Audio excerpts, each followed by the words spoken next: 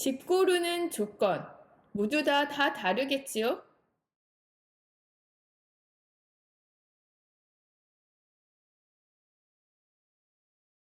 다른 분들도 그러시겠지만 저는 남향을 선호합니다. 남동향이나 남서향 정도는 괜찮습니다. 남향은 하루 종일 햇볕이 제일 많이 들고 여름에 시원하고 겨울에 따뜻합니다. 밝은 기운이 들어야 사람 마음도 밝아지는 거 다 아시죠?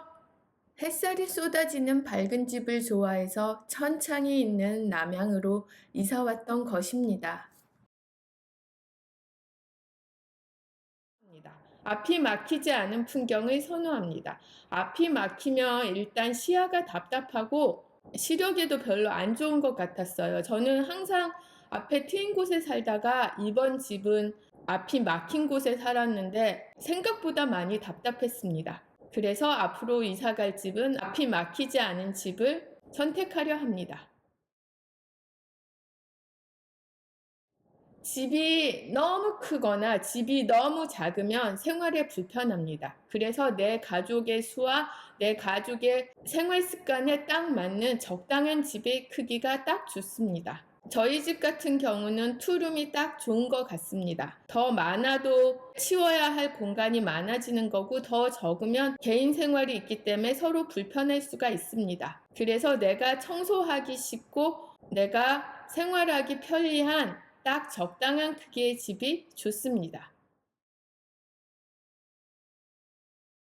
제가 특별히 고르는 조건인데요. 빨래를 넣을 수 있는 발코니나 옥상이 있는 집을 선호합니다. 빨래를 햇볕에 말리면 뽀송뽀송 잘 마르고 소독도 됩니다. 그래서 저처럼 손빨래 하는 사람들은 특히 아무리 꽉 짜도 물기가 많이 남아있기 때문에 여름 같은 경우에는 햇볕에 널면 두세 시간이면 마릅니다. 그래서 햇볕에 널 수 있는 발코니나 옥상이 있는 집이 좋습니다.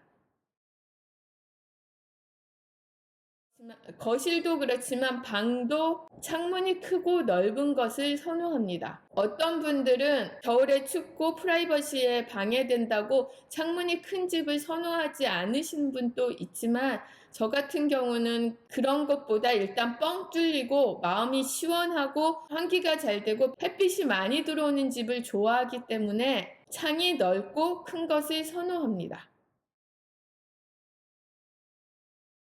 거실 방뿐만 아니라 욕실도 창문이 있으면 습기가 많이 차지 않습니다. 항상 바람이 오가기 때문에 습기도 날아가고 적당히 건조할 수 있습니다. 창문이 욕실에 없으면 곰팡이가 생기기 쉽고 냄새도 잘 납니다. 아마 살아보신 분들은 다 아실 겁니다. 그래서 욕실은 특히 창문이 있는 게 참 중요합니다. 주방도 작은 창문이라도 창문이 있으면 음식 냄새가 나가고 신선한 공기가 들어와서 참 좋습니다. 그리고 저 같은 경우는 식기 건조대도 따로 없기 때문에 창문가에 설거지한 그릇을 말리면 빨리 말라서 좋습니다. 제가 원하는 집 고르는 조건을 부동산에 이야기하면 그런 집은 거의 없다고 말합니다. 그래서 참 집 고르기도 힘들고 여러 조건 중에 한두 개는 포기해야 될 경우가 많습니다. 물론 그거보다 더 많이 포기할 때도 있습니다. 내가 원하는 조건에 마음에 드는 집이 나왔을 때는 재빨리 보러 가야 됩니다.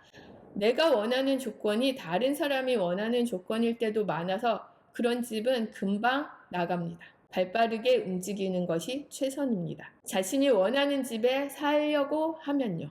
일반적인 조건 말고 이것은 있으면 훨씬 좋은 선호 조건입니다.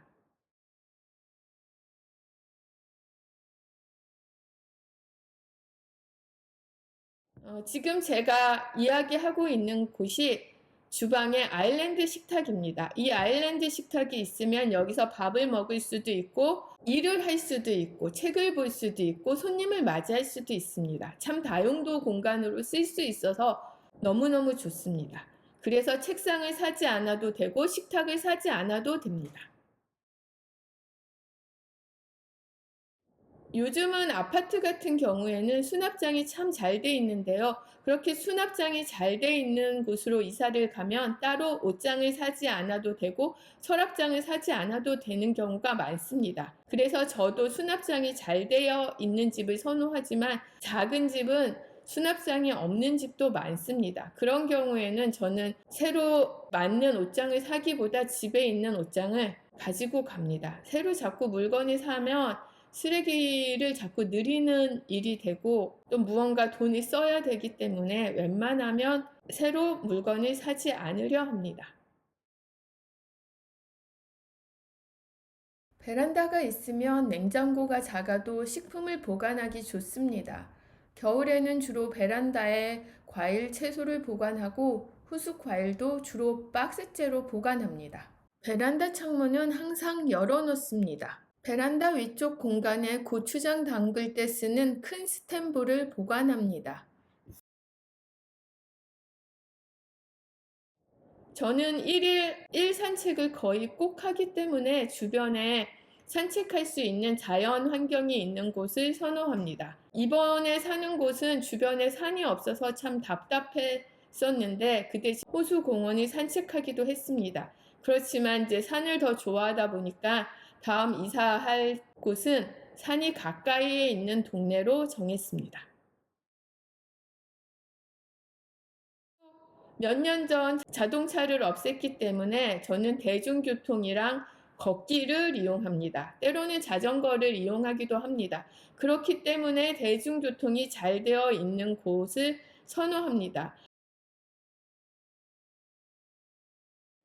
예전에는 무조건 작은 것이 좋다고 한때는 생각을 했었는데 이제는 그렇지 않습니다. 적당히 내가 필요한 공간이 있어야 된다고 생각합니다. 거의 저는 요리를 해 먹지 않지만 가족들이랑 같이 요리하는 경우도 많습니다. 그래서 가족들과 한 2명, 3명 이렇게 같이 요리할 수 있을 만큼 주방이 아주 크지 않아도 적당한 크기의 주방을 선호합니다. 2명 정도 이렇게 서서 요리할 수 있는 공간이요.